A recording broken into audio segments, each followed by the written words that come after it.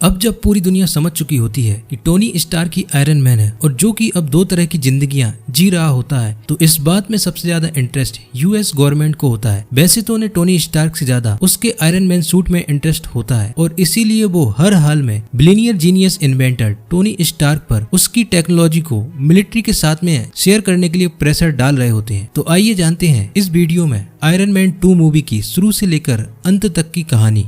Iron man 2 में iron man बन के बाद की आगे की कहानी को दिखाया गया है, जिसमें टोनी ने एक प्रेस कॉन्फ्रेंस करके शील्ड के अपोजिट जाकर सभी को ये बता दिया है कि टोनी ही आयरन मैन है। और इस पूरे शो का लाइव टेलीकास्ट रशिया में टीवी पर एक बूढ़ा आदमी एंटन बेनको और उसका बेटा इवान बेनको देख रहा होता है। यहाँ मैं आपको बताना चाहता हूँ कि एंटन बेनको हावर्ड स्टार्क यानी टोनी के पिता के साथ ही एक साइंटिस्ट था, जहाँ पर दोनों ने एक साथ में रिसर्च करके आर्क रिएक्टर इन्वेंट किया था। लेकिन एंटन बेनको को सिर्फ पैसों से मतलब था और वो सारी सीक्रेट को यूएसएसआर के साथ में शेयर करने लगा और इसी वजह से हावर्ड स्टार्क ने उसे कंपनी से बाहर निकाल दिया। एंटन बेनको के कंपनी से बाहर निकल जाने के बाद में आर्क रिएक्टर का पूरा क्रेडिट हावर्ड स्टार्क ने अपने नाम कर लिया और एंटन बेनको को इस बात से काफी गहरा सदमा लगा, जिसके बाद उसने काफी ज्यादा ड्रिंक करना शुरू कर दिया और बचपन से ही अपने बेटे इवान को स्टार्क परिवार के खिलाफ भड़काते हुए बड़ा किया। वैसे दोस्तों, इवान बेनको भी एक साइंटिस्ट होता है, पर उसे टोनी स्टार्क के जैसी आलीशान जिंदगी कभी नहीं मिलती है और इस बात का एंटन बेनको को काफी दुख रहता है। जब एंटन बेनको को ये पता चलता है कि टोनी स्टार्क ही आयरन मैन है, तो उसे काफी गहरा सदमा लगता है और हार्ट अटैक से उसकी मौत हो जाती है। अपने पिता की मौत के बाद बदला लेने की भावना से इवान ने अपने पिता की डिजाइन की बदौलत टोनी के आर्क रिएक्टर की तरह ही अपना खुद का एक आर्क रिएक्टर बना लिया होता है, जिसमें वो टोनी के साथ में लड़ने के लिए अपने इलेक्ट्रिफाइड बिप्स में यूज कर सके। मूवी में आगे हम देखते हैं कि 6 महीने के बाद टोनी स्टार्क एक्सपो में अपने मार्क 4 सूट के साथ एक ग्रैंड एंट्री करके उसकी शुरुआत करता है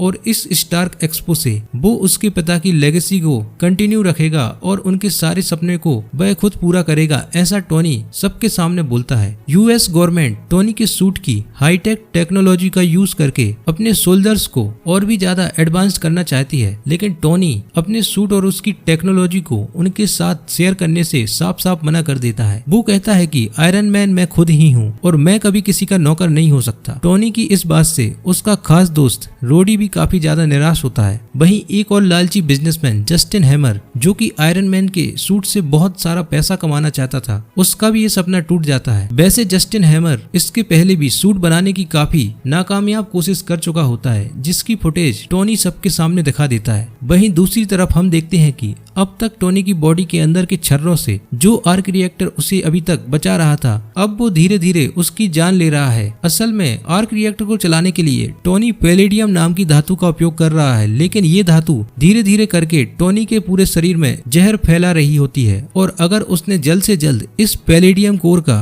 कोई अल्टरनेट नहीं खोजा तो ये आर्क रिएक्टर उसकी जान ले लेगा। मौत के डर से टोनी का अब किसी काम में मन नहीं लग रहा। वो अजीबोगरीब हरकतें करने लगता है। एक दिन वो अपनी असिस्टेंट पेपर पॉट्स को अपनी कंपनी का सीईओ बना देता है, जिस बात से पेपर पॉट्स भी काफी शॉक्ड और सरप्राइज्ड हो जाती है। पेपर पॉट्स के पास में उसके साइन लेने के लिए एक लड़की नेटली रशमैन आती है, जिसके बारे में अब तक टोनी को कुछ भी पता नहीं होता है कि वो एक सील्ड एजेंट है। टोनी पेपर से इस लड़की को अपनी पर्सनल असिस्टेंट बनाने की डिमांड करता है। एक दिन टोनी मोनाको शहर में चल रही फॉर्मूला 1 कार रेस को देखने के लिए जाता है। यहाँ पर हमें एलोन मस्क भी देखने को मिलते हैं, जो कि टोनी के साथ में अपने इलेक्ट्रिक जेट के आइडिया को शेयर कर रहे होते हैं। टोनी भी इस रेस में भाग ले रहा होता है और वो पेपर और वहाँ पर उपस्थित सभी दर्शकों को इस हरकत से काफी शॉक कर देता है। रेस शुरू से ही काफी अच्छी चल रही होती है, तभी अचानक से रेस ट्रैक के बीच में इवान बेनको अपने इलेक्ट्रिफाइड बिप्स के साथ में आ जाता है और टोनी की कार पर सीधा हमला करता है। देखने में ये सीन काफी जबरदस्त होता है। तभी टोनी का पर्सनल बॉडीगार्ड और पेपर सही वक्त पर रोल्स रॉयस कार से अपने एक पोर्टेबल सूटकेस के साथ में वहां पहुंच जाते हैं, जिसको पहनने के बाद में टोनी बेनको को कुछ ही मिनट में धराशायी कर देता है, जिसके बाद में बेनको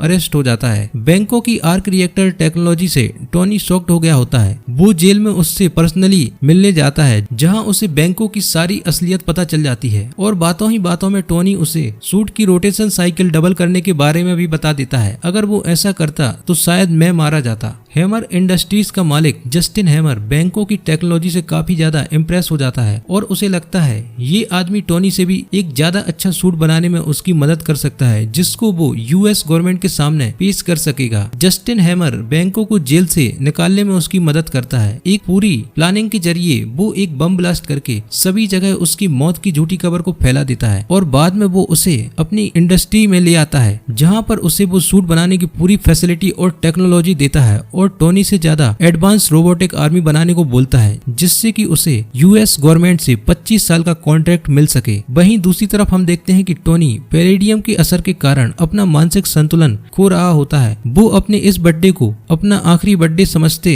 हुए अपने घर में बहुत ही ज्यादा तमाशा करता है। पेपर के कहने पर उसका बेस्ट फ्रेंड रोडी उसे रोकता है, लेकिन जब वो नहीं मानता है तब रोडी टोनी का एक दूसरा सूट पहनकर ही टोनी को रोकने की कोशिश करता है और दोनों दोस्तों के बीच में एक छोटी लेकिन एक बहुत तगड़ी फाइट हो जाती है, जिसके बाद रोडी ये बोलते हुए कि अब तुम इस सूट के लायक नहीं हो, वो सूट लेकर वहां से चला जाता है और अगले दिन उसे यूएस आर्मी के हवाले कर देता है। वैसे तो टोनी की इजाजत के बिना कोई भी उसके सूट को नहीं ले जा सकता है, लेकिन उसने रोडी को अपने सिस्टम में पहले से ही परमिशन दी हुई होती है, जिससे अगर ऐसा कुछ हो तो रोडी आगे चलकर सब कुछ संभाल ले। आगे हम देखते हैं कि उसी दिन टोनी अपने मूड को रिफ्रेश करने के लिए आराम से डोनट खा रहा था। तभी यहाँ पर हम निक फ्यूरी को देखते हैं, जो टोनी से कहता है कि तुम्हारी इन्हीं सब उल्टी सीधी हरकतों की वजह से मुझे अपनी एक एजेंट नताशा रोमनोव को तुम पर नजर रखने के लिए तुम्हारे घर पर भेजना पड़ा। निक फ्यूरी उसे बताता है कि तुम्हारे पिता शील्ड के फाउंडिंग मेंबर्स में से एक थे और उनका कुछ सामान मेरे पास है जिसको तुम्हें अच्छे से देखना चाहिए। यहाँ पर निक फ्यूरी चाहते थे कि टोनी किसी तरह से अपने आर्क रिएक्टर को ठीक कर ले और अपनी बीमारी से उभर जाए और अपने आर्क रिएक्टर को चलाने के लिए एक नया पावर सोर्स ढूंढ निकाले। टोनी जब अपने पिता का सामान देख रहा होता है तो उसे उसमें कई वीडियो क्लिप्स, रिसर्च पेपर्स और बहुत से डॉक्यूमेंट मिलते हैं, जिसमें उसे एक नए तत्व की खोज के लिए सबूत मिलते हैं, जिसको वो जार्विस की मदद से समझ जाता है। जिसके बाद टोनी इस नए तत्व की खोज के लिए अपने घर में ही पूरा सेटअप जमाता है और कुछ समय के बाद ही वो इस नए तत्व की खोज कर लेता है और इसके बाद वो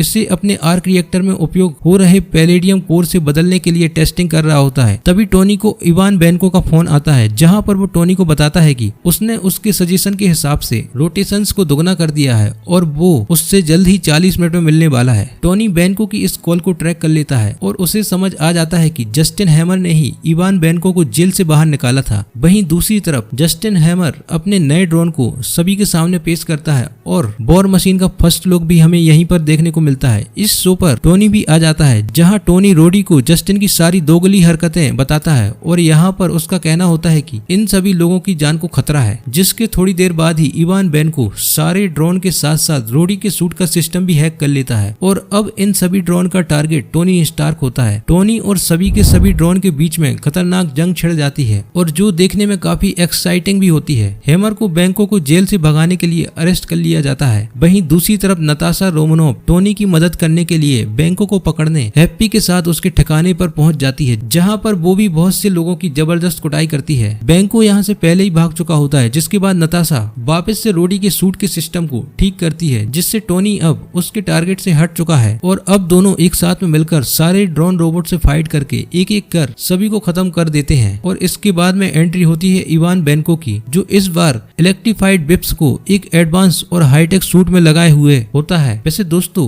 क्या आपको पता है कि इवान के इस सूट का नाम क्या होता है? अगर आपको पता है तो आप लोग कमेंट करके जरूर बताएं। इस बार इवान दोनों लोगों पर भारी पड़ता है और उसको हराने में काफी मशक्कत करनी पड़ती है। तभी वो दोनों की गर्दन को पकड़ के उन पर काफी पावर लगाता है। टोनी यहाँ पर रोडी से अपना हाथ उठाने के लिए बोलता है, जिसके बाद में वो उस पर रिपल्सर बीम से हमला करते हैं, जिससे एक जोरदार धमाके के साथ ही इवान बेनको धराशायी हो जाता है और ड्रोन के सेल्फ डिस्ट्रक्शन के पहले ही वहाँ से सभी लोग निकल चुके होते हैं। वहीं ड्रोन के फटने के बिल्कुल पहले ही टोनी पेपर को भी बचा लेता है। मूवी के मिड क्रेडिट सीन में हम देखते हैं कि निक फ्यूरी ने टोनी को फिलहाल एवेंजर्स की टीम में शामिल नहीं किया होता है, वो उसे सिर्फ एक सलाहकार ही बनाता है। वहीं एंड क्रेडिट सीन में फिल कोल्सन एक जगह पर आसमान से गिरी एक चीज को देखने जाता है, जो कि असल में थॉर का हथौड़ा होता है और इस मूवी की एक्सप्लेनेशन आपको थॉर मूवी में देखने के लिए मिलेगी। वीडियो अगर आप लोगों को पसंद आया हो तो इस पर लाइक एंड कमेंट करना ना भूलें और चैनल को सब्सक्राइब जरूर कर लें। और इस मूवी में आपको सबसे ज्यादा कौन सा पार्ट पसंद आया था कमेंट में जरूर बताएं। And finally thank you for watching this video.